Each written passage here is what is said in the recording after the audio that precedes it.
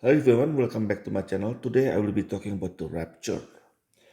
The rapture is an idea that came from USA actually,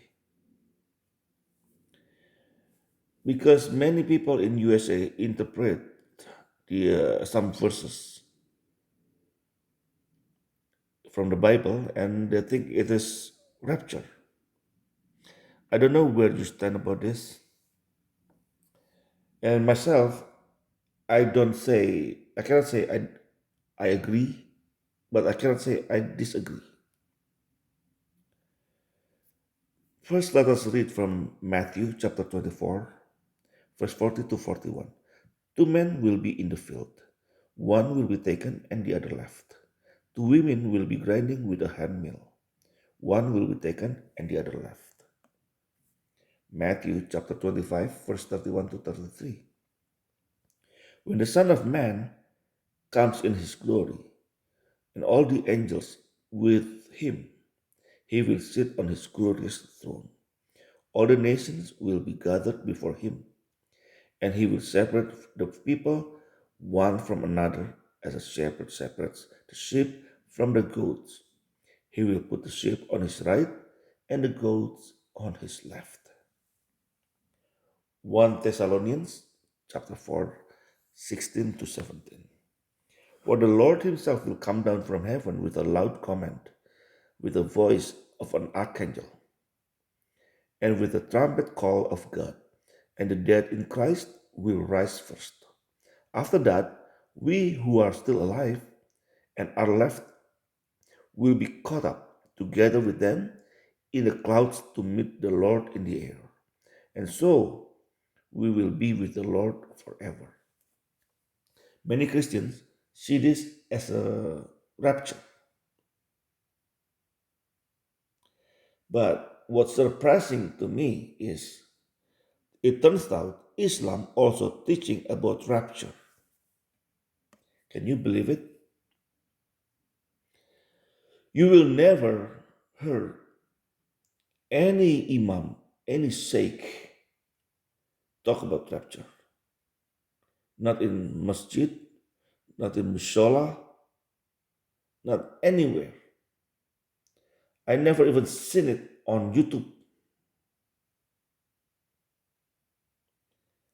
But let us read from Surah Anbiya, Quran chapter 21, verse 96, Yusuf Ali translation. Until the Gog and Magog are let through, and they swiftly swarm from every hill. Now, this one is the easiest part. Everybody know Gog and Magog. This is from the book of Revelation, from the Bible. Gog and Magog is at the end of times. We all know this. The verse is saying just simple, something simple. Until the Gog and Magog are let through, and they swiftly swarm from every hill.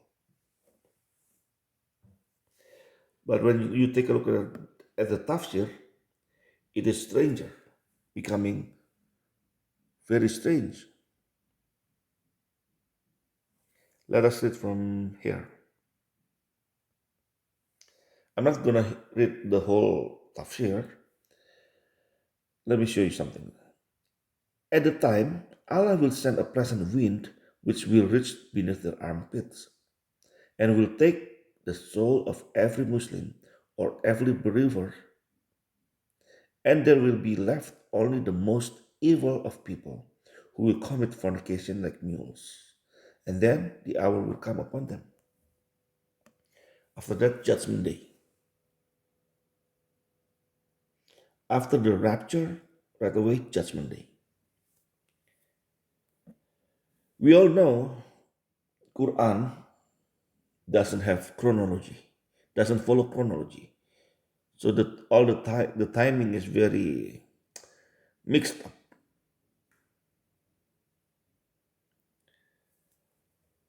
This tafsir is actually taken from hadith. I will show a couple of them. The hadith are very similar,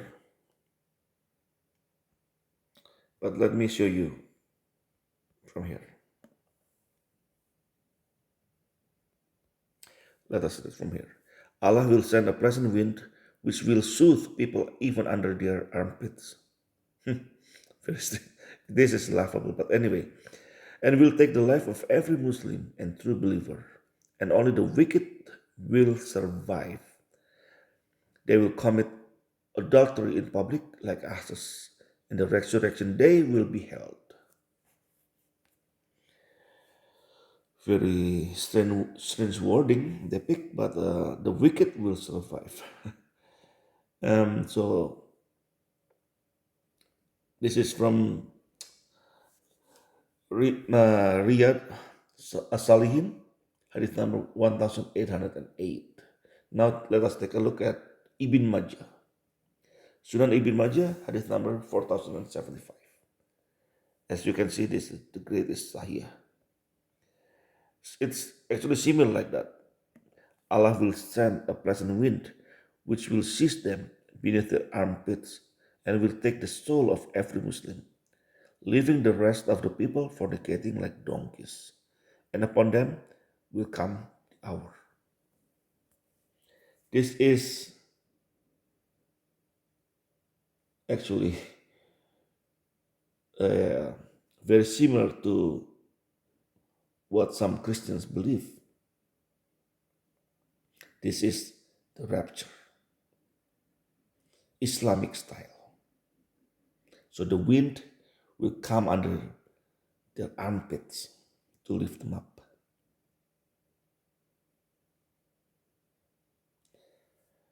But it is, like I said, the chronology is the problem.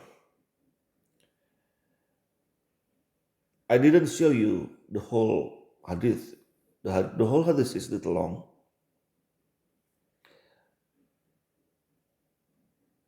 But let us take a look from here. Start from here. Allah will send Isa ibn Maryam, who will come down at the white minaret in the east of Damascus, wearing two mahrud, garment dyed with wars and then saffrons, resting his hands on the wings of two angels. When he lowers his head, bits of perspiration will fall from it. Every pay attention, every disbeliever who smells the fragrance of his breath will die. Who is Jesus? If you are Muslim listening to this,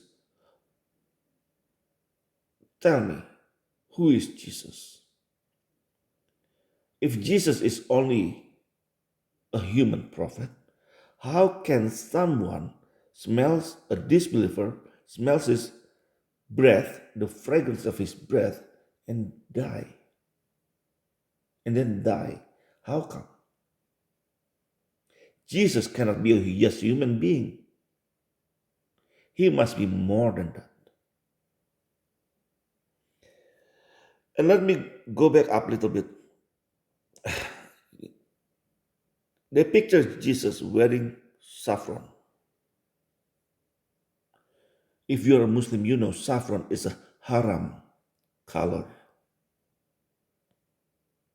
Why would Jesus wear a haram color like that? Why would he be wearing something like that?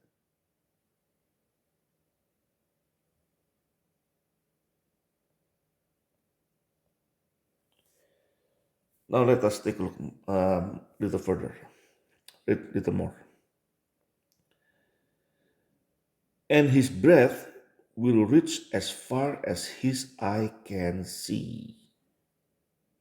Then he will set out and catch up with him, Dajjal, at the gate of Lut, and will kill him. Then the prophet of Allah, Isa, I don't know why it says the prophet of Allah again. Isa will come to some people whom Allah has protected. And he, Jesus, will wipe their faces and tell them of their status in paradise. While they are like that, Allah will reveal to him, O Isa, I have brought forth some of my slaves of whom no one will able to kill. Take my slaves to Tur in safety. Tur in safety.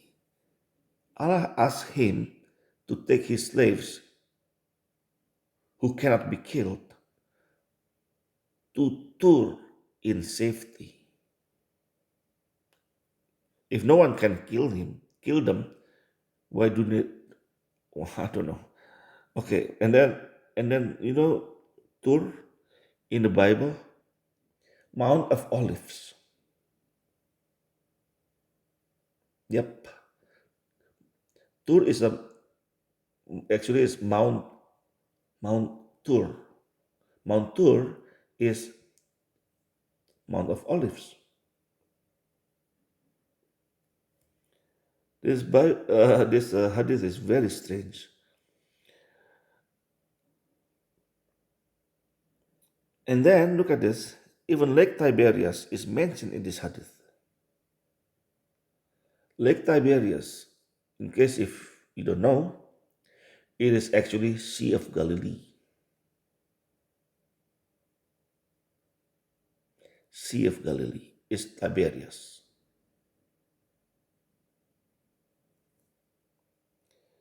And you keep reading. Isa and his companions will be besieged there until the head of an ox would be dearer to any one of them than 100 dinar are to any of you today.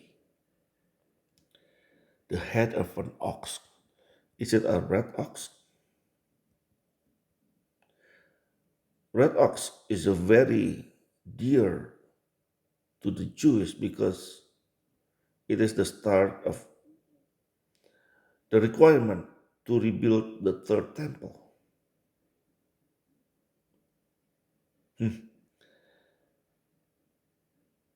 Isa and his companions. All right, let us continue.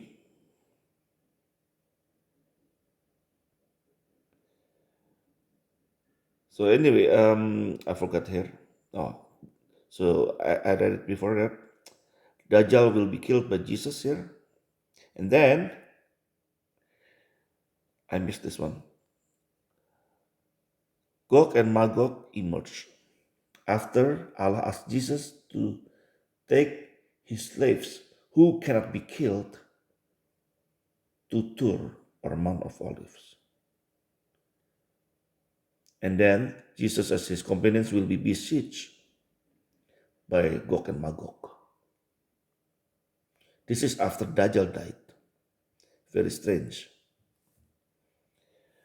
In Bible, if you read Bible, if you read the book of Revelation, if the Antichrist defeated, you will assume Gog and Magog are also defeated. But it is not the case in Islam. Gog and Magog are separate. Then, after that, after this Gog and Magog die, because Allah sent a worm in their necks, and the next morning they will all die as one because of the worm.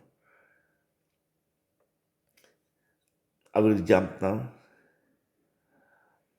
Allah will bless a milk camel so it will be sufficient for a large number of people, and a milk cow will be sufficient for the whole tribe.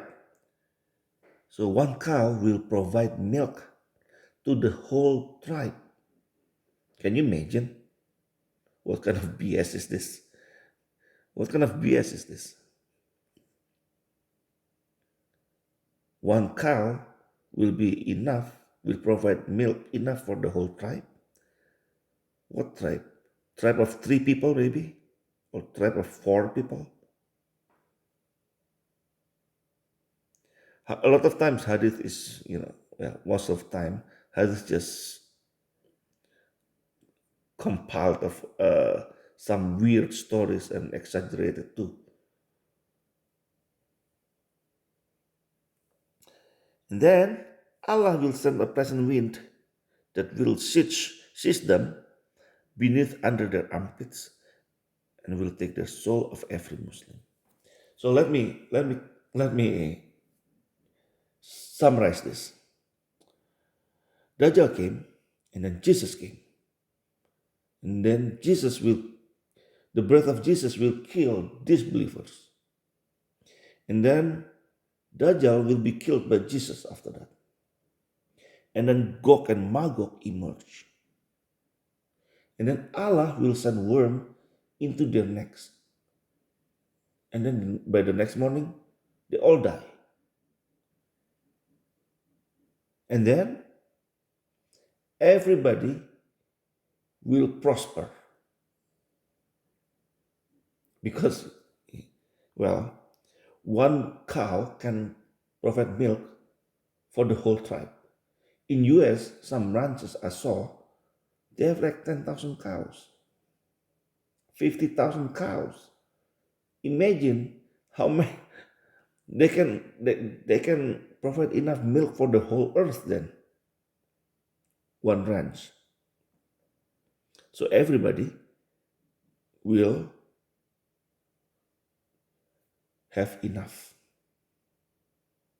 They will have no hard, they will never have hard time because everything will be provided.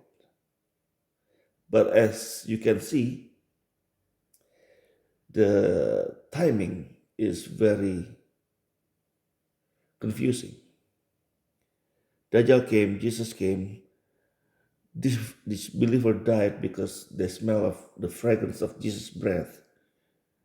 And then Jesus killed Dajjal. And then Gog and Magog comes. And then Allah sent a worm into their necks and killed them. And then after that, they will live okay, or they will have enough from this cow and milk and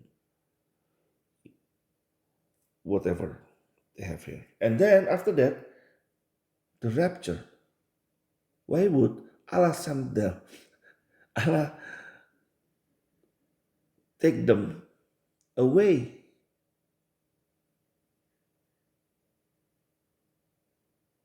That's very strange. If Dajjal died, Gog and Magog finished, why Allah has to take them away? And then, look at that, leaving the rest of the people fornicating like donkeys. This is a very, very strange hadith. Doesn't make sense. It does make sense, but it doesn't make sense because of,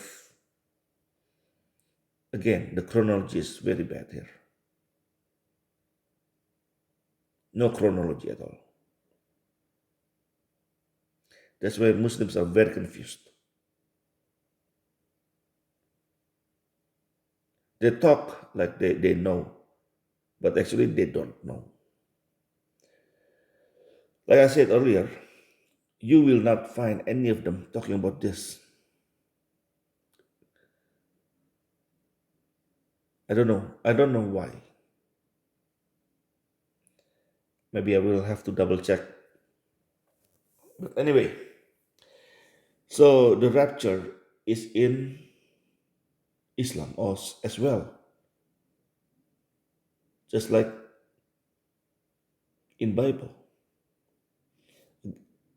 But don't get me wrong. I'm not saying the rapture will happen for sure. Maybe it already happened. We don't know.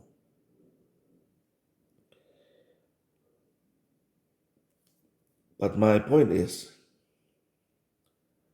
a lot of people do not realize how much Islam copied the Bible.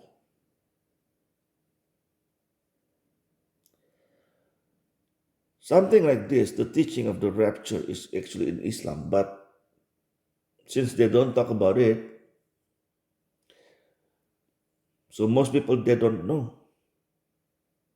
If you ask average Muslim about the rapture, they will not know. This weekend I will be working, so I will ask some Muslim on the weekend. We'll see. I want to see if they know anything. Anyway, that's all from me for today. Thank you for listening and watching.